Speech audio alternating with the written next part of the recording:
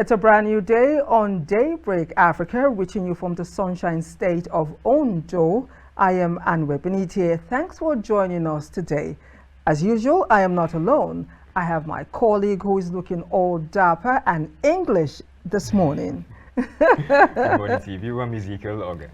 Ezekiel, you're really looking like an English gentleman today. Seriously. So how are you? How was your night? Night wonderful, a day is great, and I hope the rest of the week will be as this. Well, that's the hope that we all share. I share your sentiment, especially when you live in a nation like Nigeria.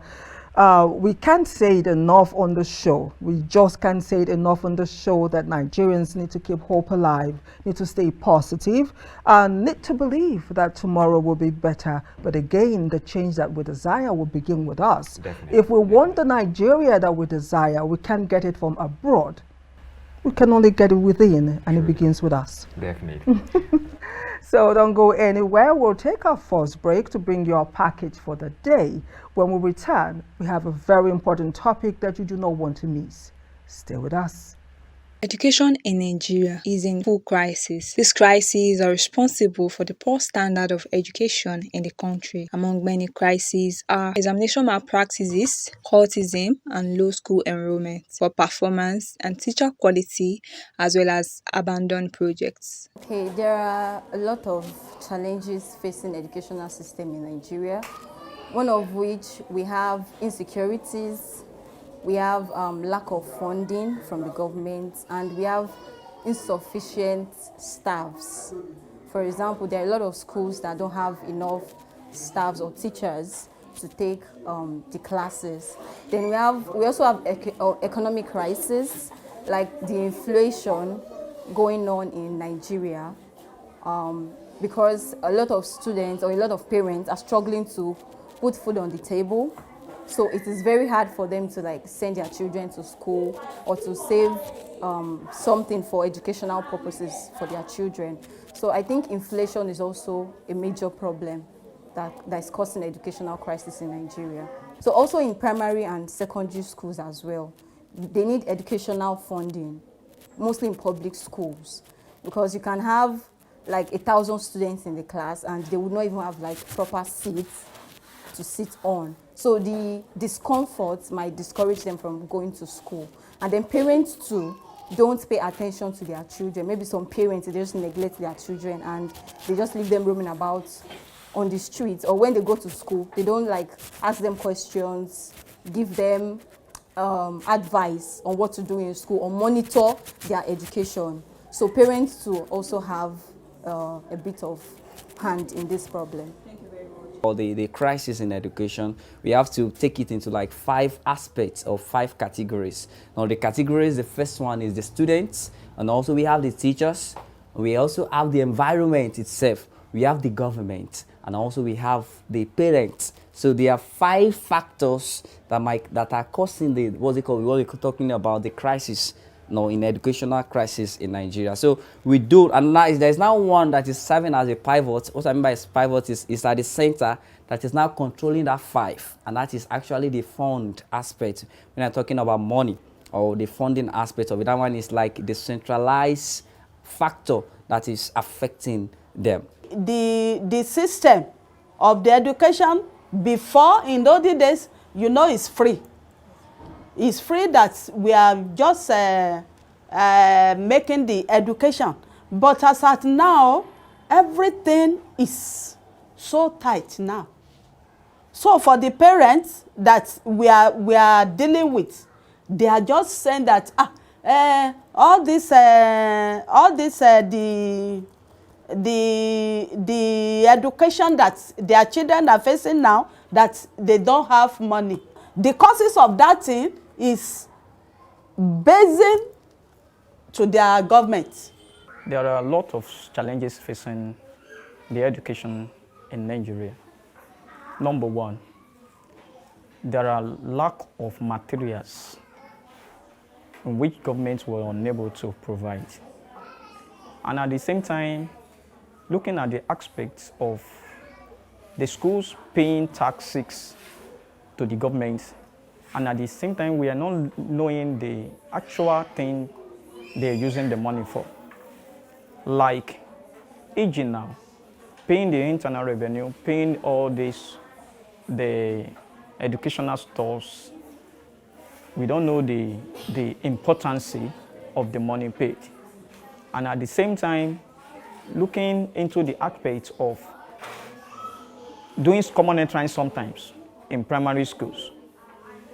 The place was sometimes so tedious, too tight for the children to concentrate. So we want the government to look into this and find a solution to it. Other challenges facing education today include the low quality of human resources, the need to adapt to the fast-changing digital world, the discrepancy between classroom learning and the reality outside, and the transformation brought by new technologies. Schools are struggling to keep up with the progress of science and technology in the era of globalization, and there is a lack of interest and detachment of learners from the learning environment.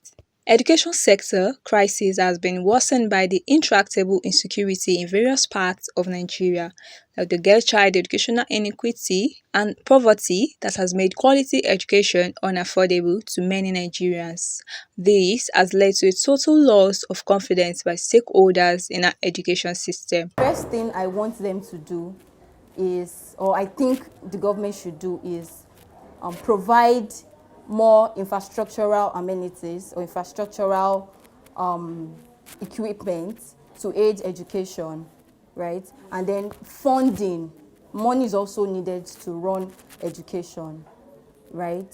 So then the other thing is parents also need to encourage their children, give them food, do what all they need to do to make sure that these kids are educated. It is not easy, but they just need to try. And then the third suggestion I will make is for teachers' improvement or teachers' training. There are a lot of people that don't want to become teachers these days, and if there is no teacher, there's nobody to teach, then there is no students to teach, right? Then there's no students that will claim that they have education. So we need a teacher to have a school. So if there is no teachers, then there is no school. So we need more teachers training. We need more people to be recruited into the teaching profession so that education can be sweet for everyone. The solution actually is not far-fetched. The solution starts from us. Who are the government? We are the government. The teachers, the students, the school itself, the environment in which we are. The environment needs to be conducive for students, because something has aesthetic value in the sense that the environment for you to have, or for teaching learning process to take place, we call it the pedagogy, pedagogical tools. That is teaching learning process, how it can be formed and how we can able to. So if those things can be put in place, and also if this education, there are still some areas that we call it the coverage of education in Nigeria. That is, we see a lot of students out of schools because some of the parents, they might not be able to, or they cannot afford the school, and we call something the free basic education in which the government is still not enough. So the government should do well to fund this. We call it the basic school education, able to provide schools to reach the local areas, so that people will be able to have advantage, or the less privileged ones able to have advantage to know this, at least the basic school education in Nigeria. The thing is that we will appeal to our government, we will appeal to our leaders. So because some of them, they are traveling now, going to abroad and coming back to hear. So let them do the right things at the right time for our children. The things the government can do for us. Now, number one, the government should be able to provide a good materials for the schools. Number two, they should look at the teachers teaching the students. We need a competent people, and at the same time, we believe that those young ones who are able to deliver a good education, a good moral to the pupils, more or less like those that are already of 60 above, still teaching, what could able to provide and deliver to the pupils or the students. So therefore, we need a new young people that their brain are still fresh to able to deliver a good job, a good education for the students. Effective governance, curriculum development, and a substantial increase in funding within the education sector, increased budgetary allocation, improvements in the welfare of academics, investment in infrastructural development, staff development, tech-enabled delivery of teaching and administration, investment in employability and enterprise skills development are some of the factors that government should tackle to free the system from its shackles.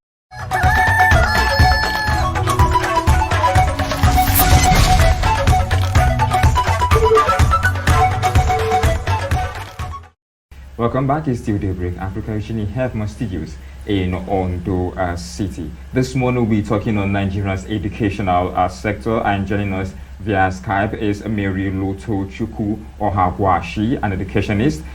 She studied political science at Ezekiel University, has a master's in public administration from UI, and a postgraduate diploma in education. She has professional certifications in childcare and public relations. Good morning and welcome on Daybreak Africa, Mary. Good morning. It's good being here. Thanks for joining us this morning. Thank you. We appreciate Thank you very much. Now, education pleasure, naturally goes beyond literacy, but I tend to wonder, does education in Nigeria provide individuals with knowledge and skills and values needed in our present times? Or is it just more like the ability to just read and write? For what we are straying from what is happening in Nigeria, I think it can be more. It can be more. Yes, there are pocketful interventions by individuals. Without the involvement of the government, you can't feel the impact.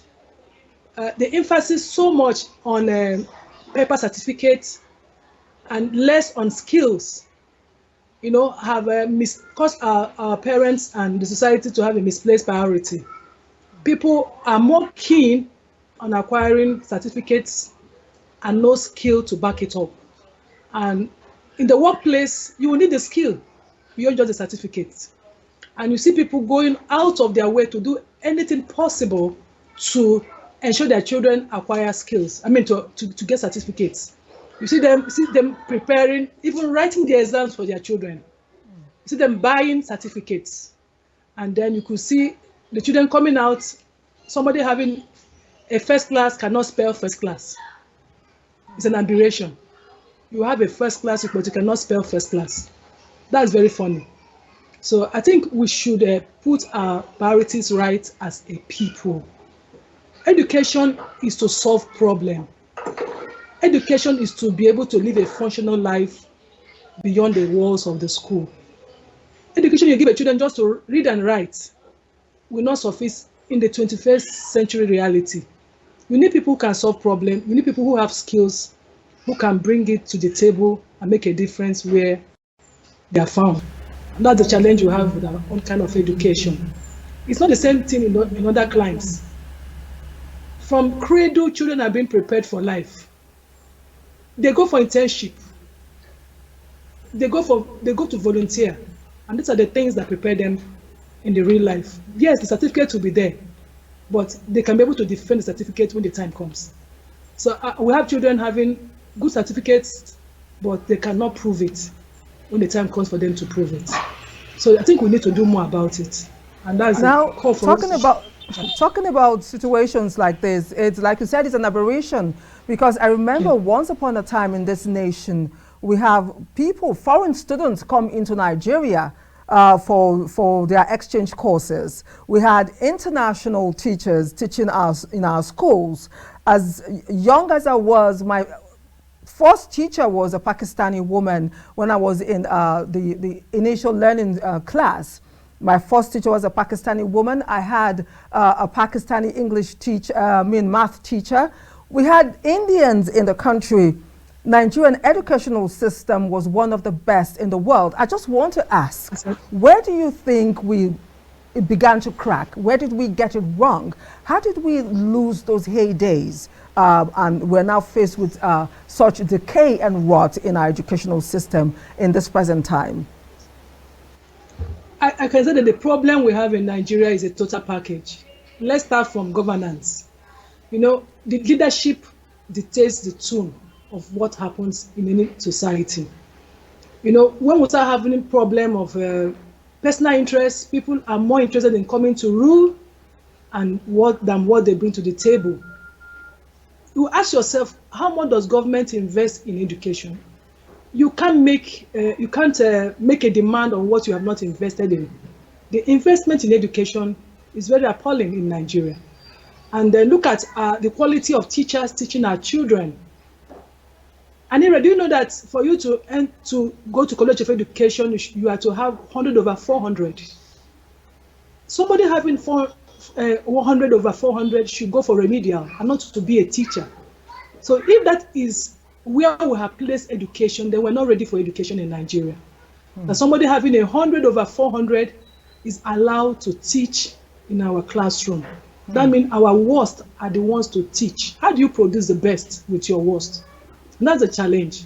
And then the emphasis in this nation is not in education. You hear people saying that education is a scam. So you could see that we don't have value for education. We have more value for acquisition, possessions, material things. So if somebody can from nowhere make money, nobody asks you, how do you make this money? Not what have you attained academically. Nobody is asking what you have attained academically. People will value you more when you bring something to the table materially than you have gone through school, you have a first class, nobody will value you. So the value of the society determines what happens in the education. And then you see parents, they will not encourage their children to work. They know that end of the day, everything has been arranged for them. So for those hardworking ones, they will lose interest. Teachers are looking elsewhere to make money. Good people are leaving the classroom. Countries like Finland, the best teach. You must have a minimum of masters to be able to teach. All those days that people come from Pakistan and India have gone. They're no more coming. And our lecturers are leaving in droves to go and teach abroad. Our doctors, our best hands are leaving. So I think and then for us to fix Nigeria, we need to fix our education. And it must start from the cradle. What value do we have for education? It will start from cradle. Our government must pay attention to education. Quality of teachers, invest in education. Let's motivate teachers, motivate the best hand to come to teach, and then you'll see a change in our nation. When the best come, it will reflect. But now you see people that have 100 over 400 coming to be teachers. What do you think they can do? They can't do much. That's the challenge we have in Nigeria right now. The best are not teaching.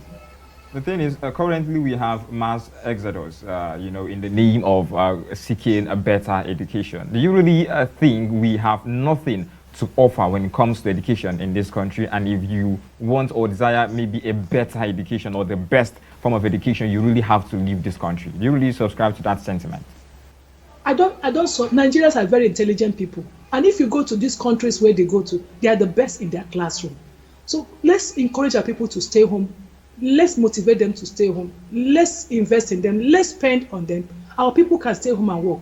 Let's celebrate our teachers, our lecturers. But with what you just said, I mean, no one wants to stay, talking about College of Education students, having 100 over 400, and wanting to lecture me that actually aspire for the best. Not even wanting, being accepted as teachers by the government. Yes, that's what she's saying. And I mean, it's really a no-no, if you ask me. So, but sad to say, that is it. But it's not totally a story of woes. There are still good people. At least I'm one of them. We still have some good people who are passionate about education, because we can't have a future without education.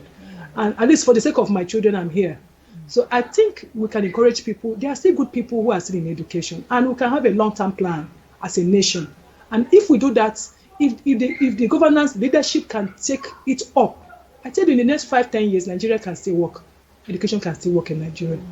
It's just for our leaders to see the big picture, that Nigeria can only be fixed through education. And if they can do that, Nigeria can work. I don't believe that Nigerians are not intelligent people. We are.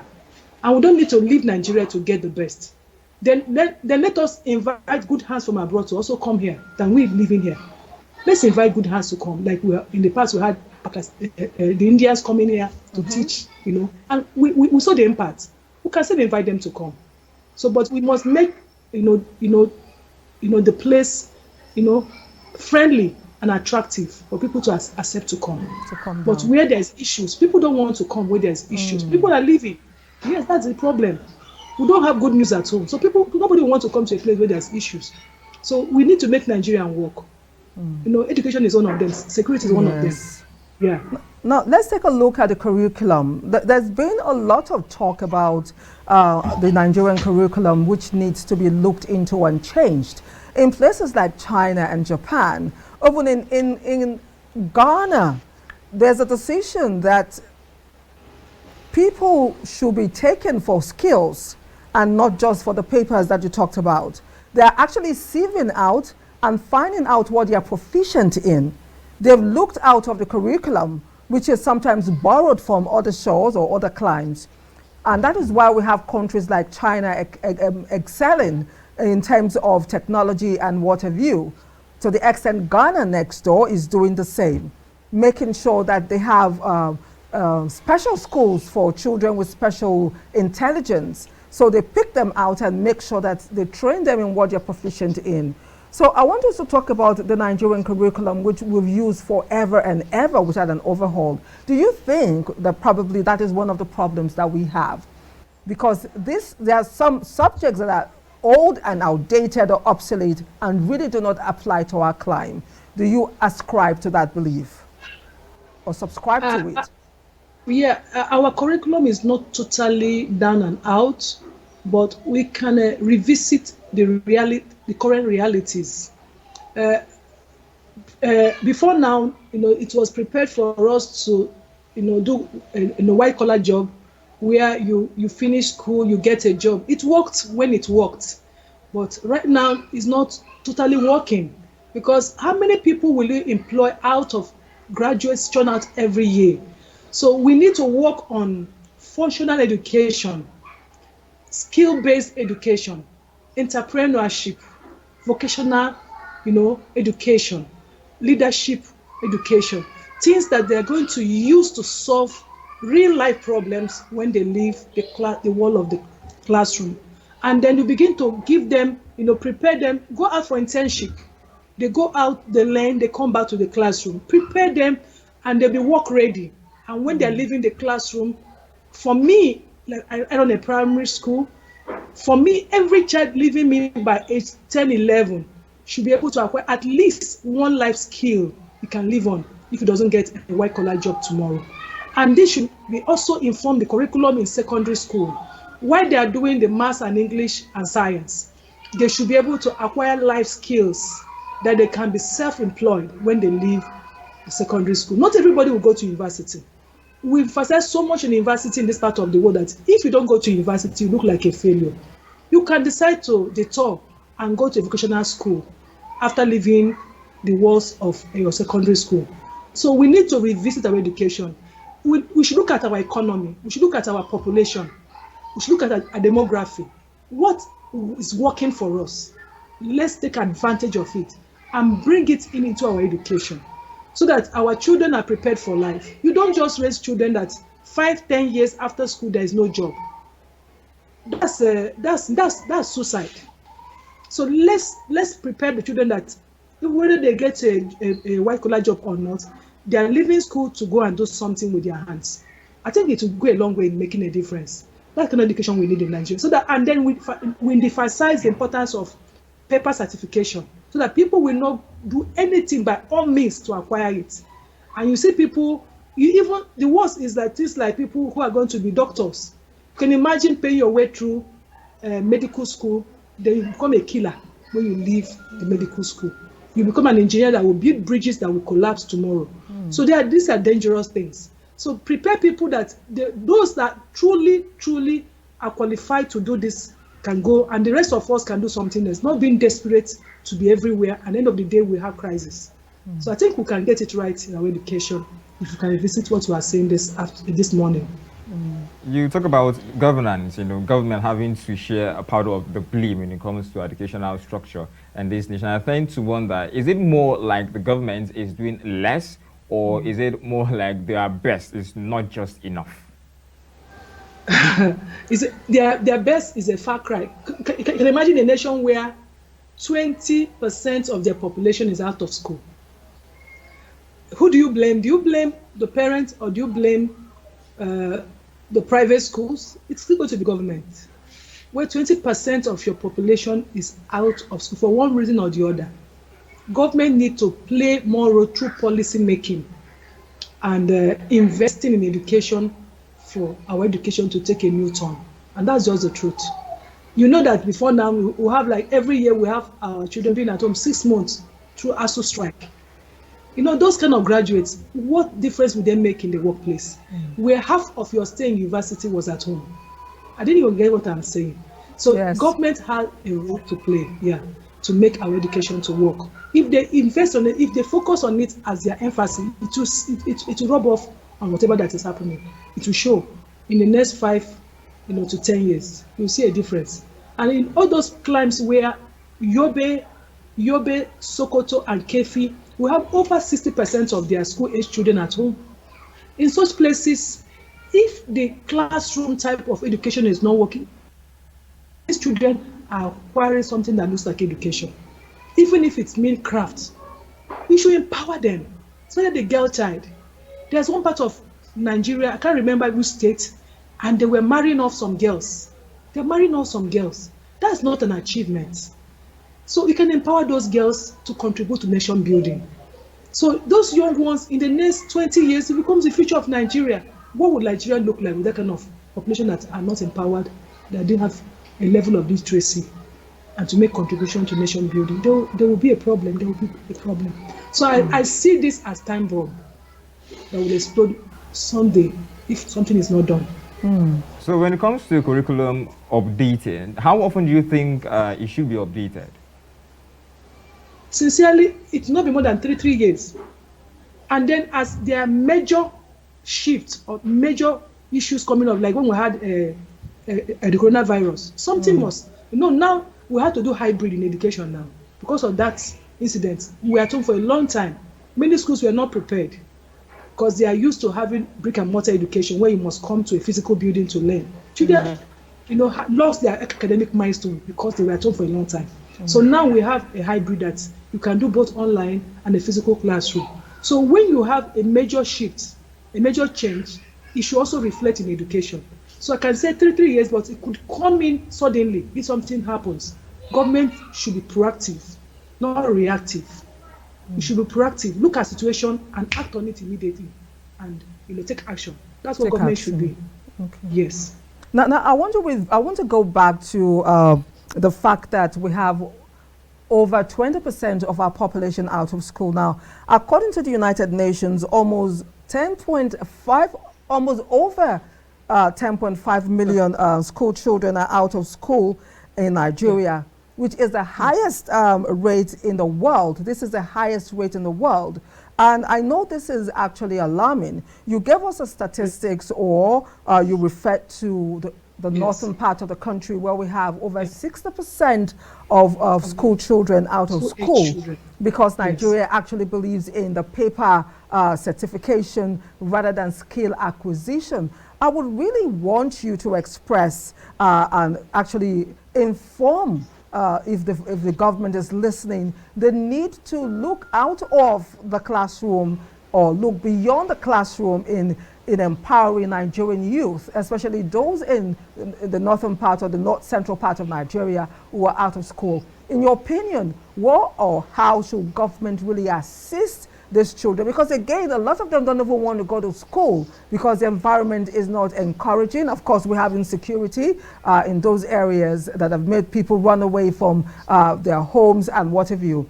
If you have the opportunity, not that if you have the opportunity now to give government advice, what would you say in empowering those children in those areas for the future?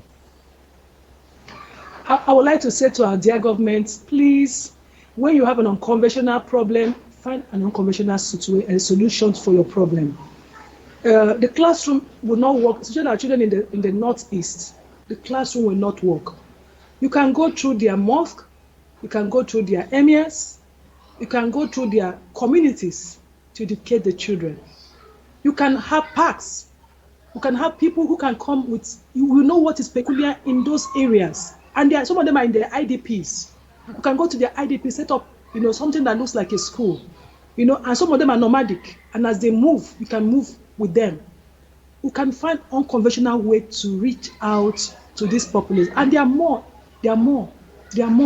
And we will not allow them to just disappear like that, because they can't disappear. They will continue to be a problem to Nigeria in the future.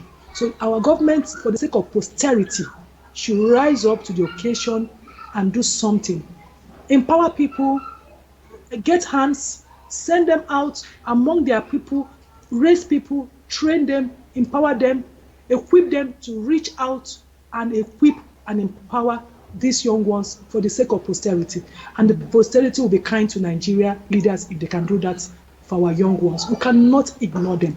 We cannot, go to sleep when there's a time bomb ticking over our heads. And we're raising our children, we're sending them to England. They can't come back home again, because if they come back home, these people are waiting for them. So we need to do something to empower all Nigerian children to have a very peaceful tomorrow. All of us will enjoy. Yes. Yes, if you're just joining us, you've missed the first half of our discussion on the X-ray or an X-ray on the educational sector in Nigeria. Our guest is still standing by, but we need to take a short break now. When we return, the discussion will continue. Stay with us.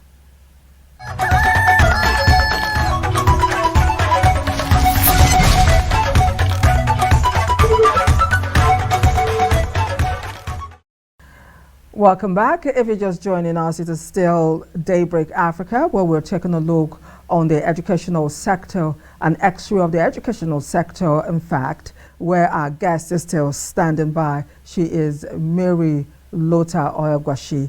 So before we went on the short break, you actually was explaining to us the need for the federal government of Nigeria to look out of the box to create education and learning, and of course skill acquisition for Nigerian school children who are in the northeast and just generally the northern part of the country. Now let us take a look at girl-child education, which is often taken for granted in the nation. This tradition is unfortunately hedged in our culture and belief system, which is a lot of people have said will be difficult to tackle because as Nigerians and as Africans in general, we hold our culture and tradition very, very dear and close to our hearts. Do you think, in your opinion, that the federal government of Nigeria has done much to educate or bring out policies or create policies that would really help the girl child in acquiring education for posterity? Government is trying, but it can be better. The girl child, we know the role the girl child plays in every family. I wouldn't say the government has done so much, especially in parts of the country where the girl child from age 9, 10, 11, they are married out. To them, the role of a girl child is to produce children. They are meant to reproduce children. So that's just their major role, their biological role, just to produce children. So not maximizing the potentials of in a world where women are the future, in a world where women are becoming the head of states, in the world where women are becoming prime ministers and captains of industry. We can't be in 20th century, in 21st century. So our leaders need to wake up, especially in parts of the country where this is happening. Let's enlighten our local leaders, like the emirs, like the chiefs, that go back and then talk to their people to allow the girl child to be educated. Allow them to have at least the basic education, at least, and then a skill to be able to take care of themselves. If we are going to break the bane of poverty and ignorance in our nation, the girl child must be educated, because they are the one that raised the child. So we need to educate our girl child. We cannot compromise that. So it's for our government to do more, use their parastatals they have set up, do more for the girl child. Then give more appointment to women. Let's see government, do something with the women that are educated and enlightened and experienced. What do you do with them? Let's see government have more offices for women. Make it more attractive that if you go to school, there's a future for you. So because when it's like there's no future, you just finish, you go and marry one rich man, and that's the end of it. Then the burden of poverty is being passed to the next generation.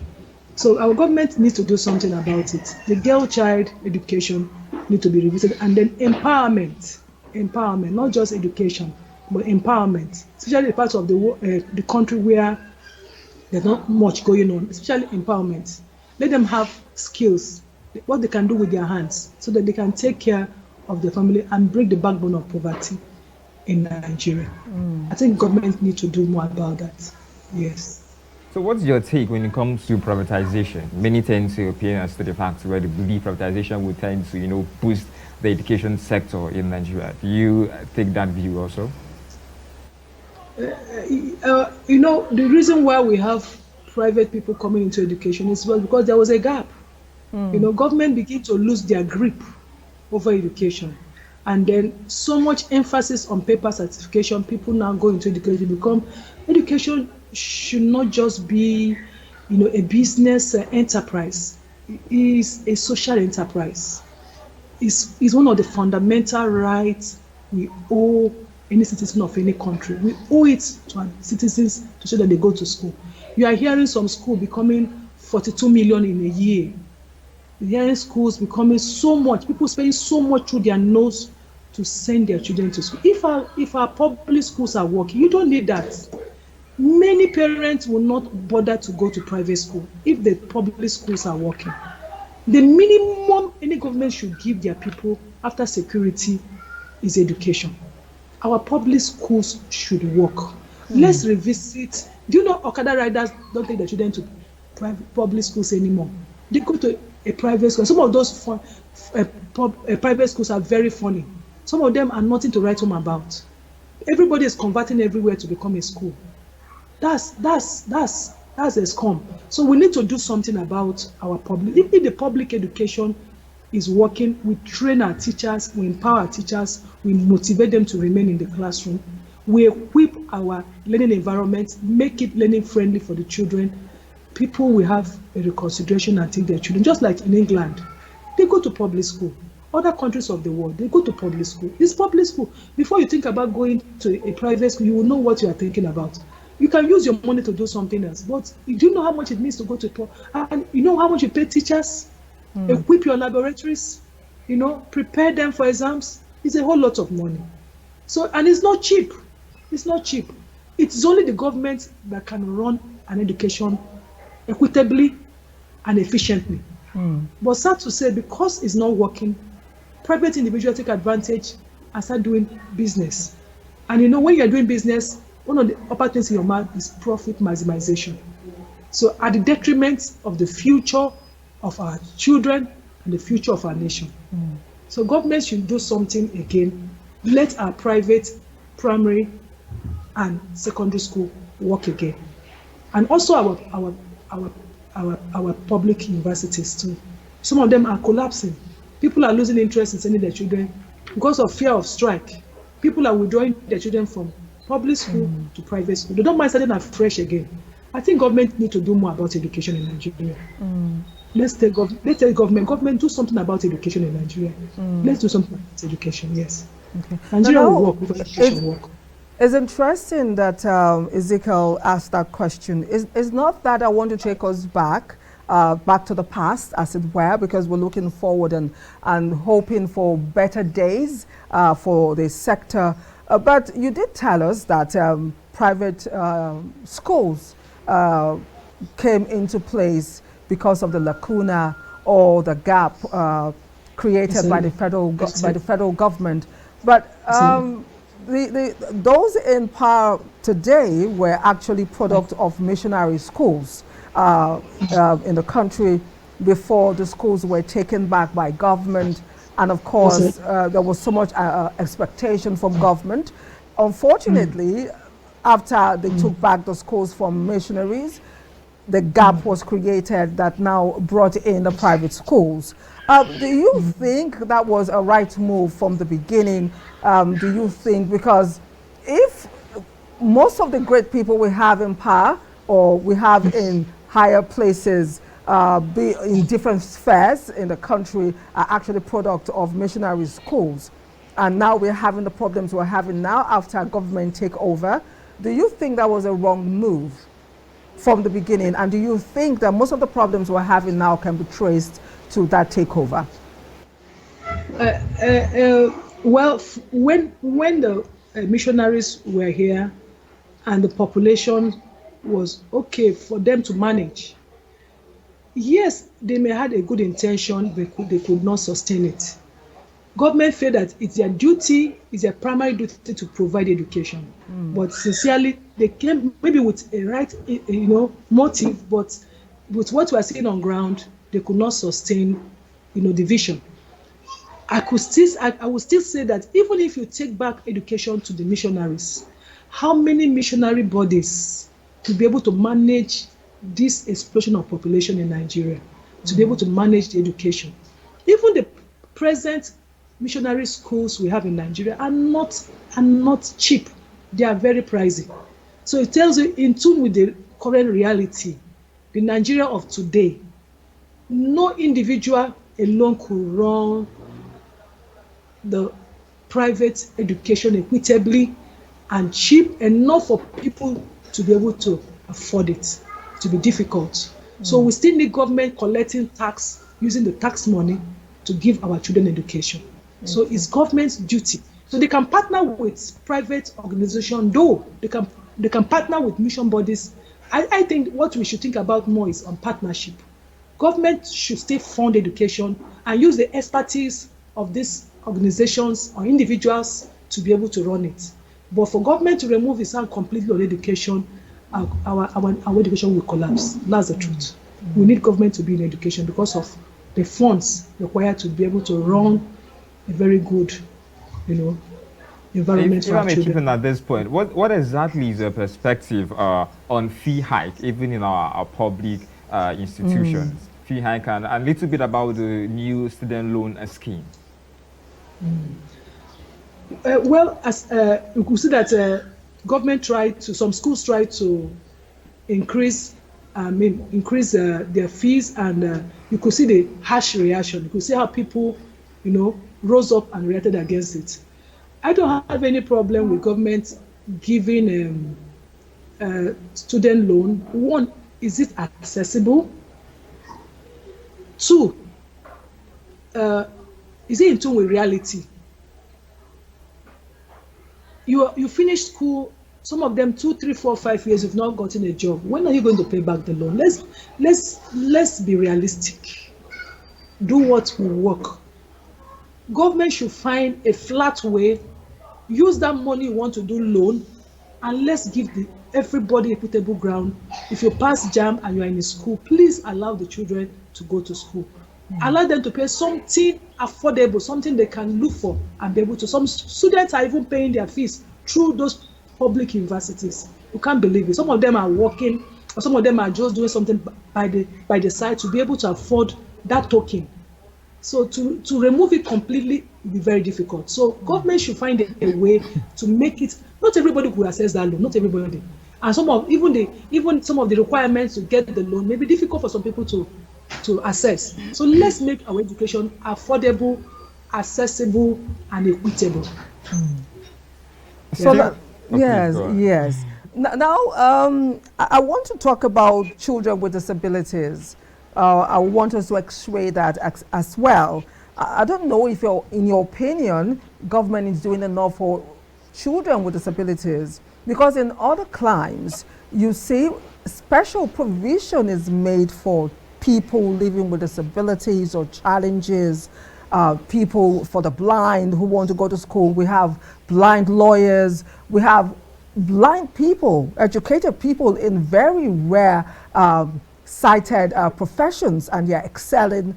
I don't know if the government of Nigeria has any provision for children living with disability, if there's anything like that provided for them in Nigeria as a whole, and if in the course of your participation and involvement as an educationist, if you've come across any such provision, even for private or secondary, primary, or tertiary institutions.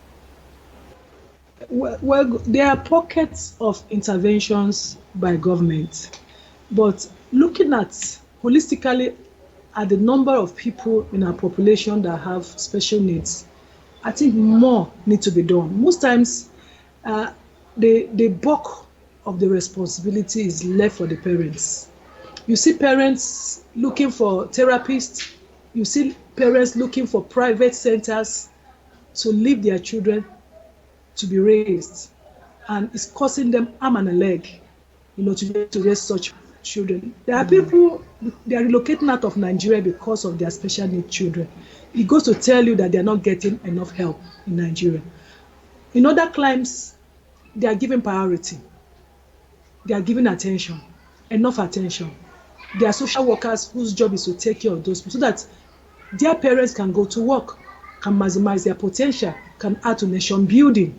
But in Nigeria, it's not like that. So it's like, it's your cross, carry it in Nigeria. There are children with autism. Exactly. So it's like, it is your cross, carry it. And some of the so-called centers, if you go there, is a far cry. And there's so much for you to desire. You can't even have the mind to drop your child in such environments. Public environment with no care. You want to drop your child there if you really love your child. You want to drop your child there. So parents see people looking for caregivers, therapists, professionals by the side, occupational therapists to come maybe to their homes or partner with schools like in the private sector, parents having somebody coming in to work with children, and they pay through their nose. Sometimes it's 3 to 4 times more than the school fees they pay in a town for them to be able to manage such cases. So what can government do? What can government do to, help parents? What can government do to change the status quo? Government should encourage more people to go into training. If possible, let it be a free education for any teacher that wants to go and learn, how to take care of special needs children. Let it be free. Let it be a motivation that will make people to want to go into it, and attract them to come, and then pay them handsomely, and then have more centers. In every local government, there should be a center. If you're making money in any local government, then provide something for their children in those local governments where they can bring in their children. It's not too much. If they're paying tax and they're getting money from such, let every local government in Nigeria have a center for special need, at least one, where all these needs are catered for. It will not be too much in Nigeria if we do that. We have the money to do that, if we can do that. It's just the will we need. Yes. And the Personally, big I tend to wonder just how questionable or how much favorable our policies are when it comes to education in Nigeria. We're talking about a government that's willing to, increase fee, at the same time issue our student loan, whereas we know in other nations we have situations where subsidies being given to education, ensuring people have free education. So I tend to really wonder how much how much of a favor is our policy really being for us as a nation? Well, from all you can say of what is going on, it just shows that Nigeria has never had its rights with leaders who have interests, long-term interests, and seeing the full big picture of Nigeria, being a nation that will only work when we train, educate, and empower our populace, than having people who keep giving handouts. Let me tell you the truth. Go and assess how many people who have accessed the loan. It is a far cry for the number of people that need it. Just like you said, we need more, government pouring in more money, investing more money into education in every level, from the primary to the secondary to the university. Putting more money, putting more, encouragement for teachers to go to train. In the days of exchange, even now we can even have exchange program, teachers going abroad to learn more best practices abroad and coming back home. If you throw it up, more people want to go into education. If you do this, then look, we want to send you abroad to go and learn more and then come back to empower people. You will see more people showing interest. Okay, we'll say for teachers, there's going to be house loan. Let me tell you, more people want to be a teacher. Or you'll be given this grant or that grant to go and do maybe your master's degree or your PhD. More people will show interest in education. So government need to give more incentive to education. And we're almost out of time, Mary, but quickly, one more question just before we leave. What's your view as to the widening gap between the urban and rural area form of education? It will be there because people believe, there's a belief system that if you want to make it, you must go to the urban center. So every good hand, everybody is moving to the urban center. So it's like the leftovers are left in the rural center. So for me, as educationist, maybe as an investor, I won't want to go and invest a place where I won't get return on my investment.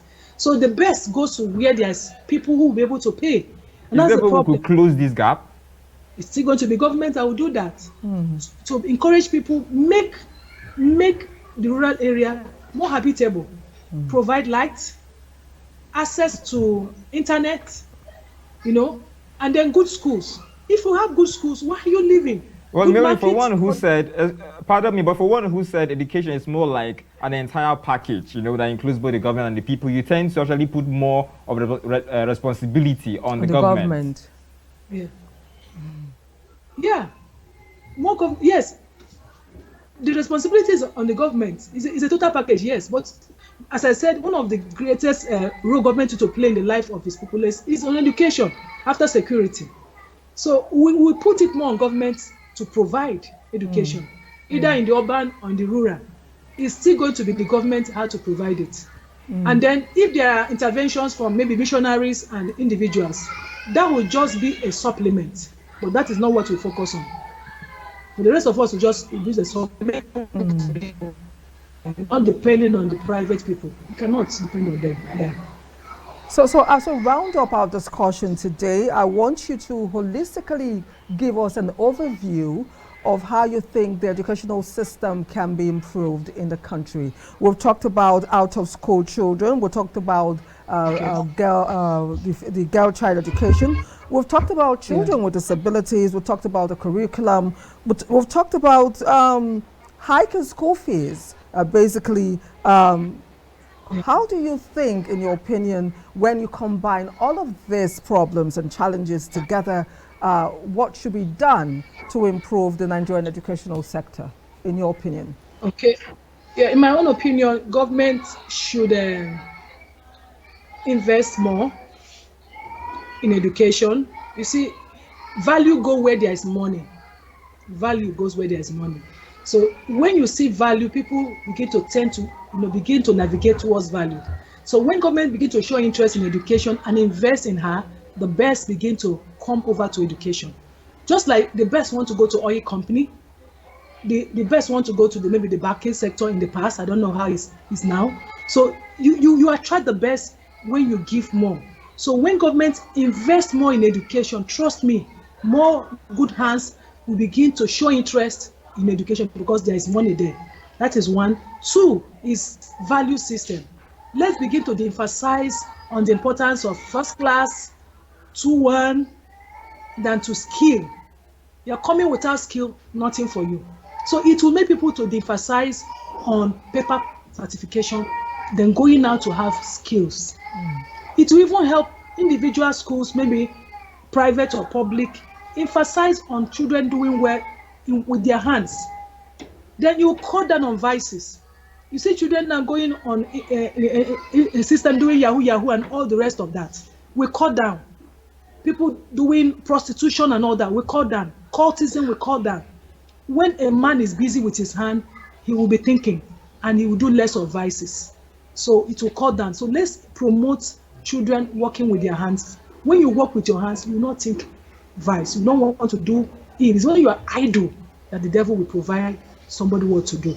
Then do more on the area of, teacher quality teacher education. This, I don't know who gave us that idea that the worst should teach. They should revise it. If you want the best to do medicine, you must have almost 300 over 400. So who now say that those who will teach, because more people are not interested in education, that is why. If you make it attractive, people will come, then increase the mark. You can say 250, you can say 230, 250 should teach, because they have improved on what they are giving. People will come. And then when your best comes to be a teacher, when they come out, of course, they will not stop being the best. They will still be the best. So we need the best hands to be in the classroom. And then you don't stop on having either the SCE or first degree. Encourage them to go and do a specialized course, maybe in a master's level. And then when they do it, pay them more. And when people see that people are being paid more, they will want to go and do more. And when they do more, you will see the productivity in the children. This low performance in the exam will go away. It will go away. And the teachers, they are focusing on teaching the children. It will show in the exam. Look at what happened in the JAMB. 1.8 children wrote the exam, 1.4 failed. 1.8 wrote the exam, 1.4 failed. It is an express, testimony that we're not doing well academically in Nigeria. So if we invest more on the quality of teachers, good hands have gone abroad. If we invest on people teaching our children, you will see it in their performance. So government should invest in education. That's number one. Invest in education, regulate education, supervise what goes on in the schools. The people who are so-called inspectors, what is their qualification? So let's regulate education, and then we will fix Nigeria by doing that. That's my own take. Thank you so much for coming on the show today. We want to thank Mary Ohagwasi, who is an educationist. If you're just joining us on the show, we'll taking a look at the educational sector, an extra of the educational sector this morning. If you missed it, you can catch up on YouTube to watch the full episode today. Thank you, Mary, for being on the show. It's my pleasure. Yes. So as we round up today, education is no scam.